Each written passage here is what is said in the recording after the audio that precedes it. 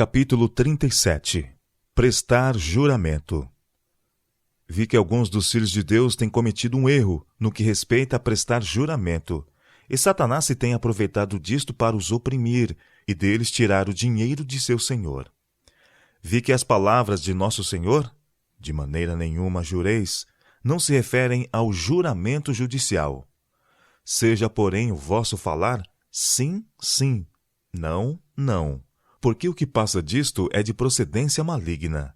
Mateus capítulo 5, versos 34 e 37. Isto se refere às conversações comuns. Alguns exageram em sua linguagem, outros juram pela própria vida, outros pela sua cabeça, tão certo como eles viverem, tão certo como terem cabeça. Uns tomam o céu e a terra como testemunhas de que tais coisas são assim. Outros ainda esperam que Deus lhe tire a existência se o que estão dizendo não é verdade. É contra esta espécie de juramento comum que Jesus adverte seus discípulos. Temos homens que são colocados sobre nós como governadores e leis para nos regerem. Não fosse por essas leis, e as condições do mundo seriam piores do que são agora. Algumas dessas leis são boas, outras más. Estas têm aumentado e seremos ainda levados a situações difíceis. Mas Deus susterá o seu povo para ser firme e viver à altura dos princípios de sua palavra. Quando as leis dos homens se chocam com a palavra de Deus, cumpre-nos obedecer a estas, sejam quais forem as consequências. A lei de nossa terra que exige entregarmos um escravo a seu senhor, não devemos obedecer, e cumpre-nos sofrer as consequências de violar essa lei. O escravo não é propriedade de homem algum. Deus é seu legítimo senhor, e o homem não tem nenhum direito de tomar a obra de Deus em suas mãos e pretender que é propriedade sua. Vi que o Senhor tem ainda que ver com as leis do país. Enquanto Jesus está no santuário, o refreador Espírito de Deus é sentido por governantes e pelo povo. Mas Satanás domina em grande parte a massa do mundo, e não fossem as leis do país, experimentaríamos muito sofrimento. Foi-me mostrado que quando é realmente necessário, e eles são chamados a testemunharem de modo legal, não é violação da palavra de Deus que seus filhos tomem solenemente a Deus para testemunhar de que o que dizem é verdade, e coisa alguma senão a verdade.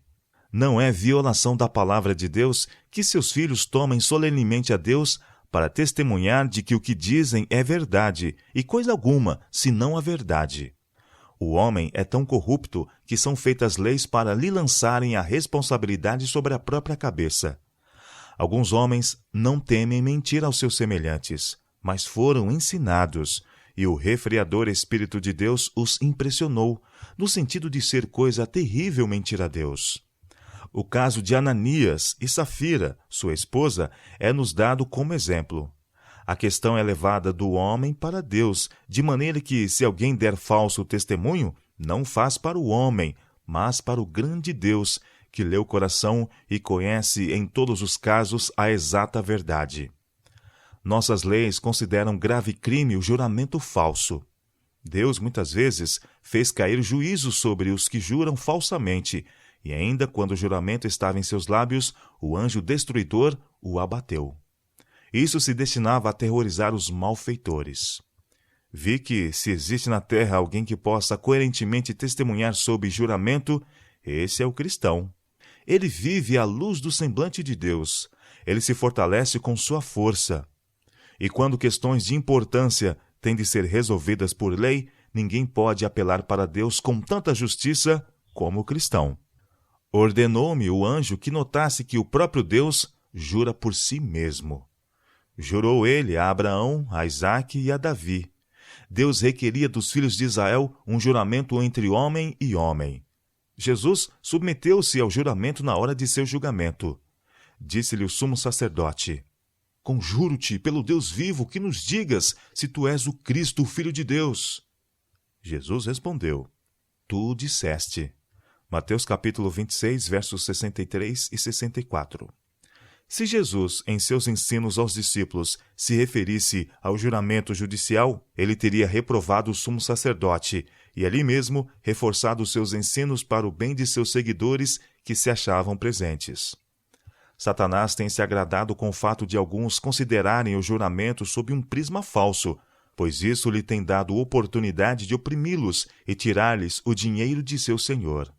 Os mordomos de Deus devem ser mais sábios, elaborar seus planos e preparar-se para resistir às armadilhas de Satanás, pois ele fará maiores esforços do que nunca. Vi que alguns têm preconceitos contra nossos governantes e contra as leis. Mas se não fossem as leis, este mundo estaria em condição terrível. Deus refreia nossos governantes, pois o coração de todos está em suas mãos. Estabelecem-se limites para além dos quais não podem ir. Muitos dos governantes pertencem ao número dos dirigidos por Satanás, mas vi que Deus tem os seus agentes, mesmo entre os governantes. E alguns deles se converterão ainda à verdade. Estão agora desempenhando a parte que Deus deseja que desempenhem. Quando Satanás atua por meio de seus agentes, fazem-se propostas que, se executadas, impediriam a obra de Deus e produziriam grande mal. Os anjos bons atuam nesses agentes de Deus para que se oponham a essas propostas com razões fortes, às quais não podem resistir os agentes de Satanás. Uns poucos dos agentes de Deus terão poder para abater grande massa de males.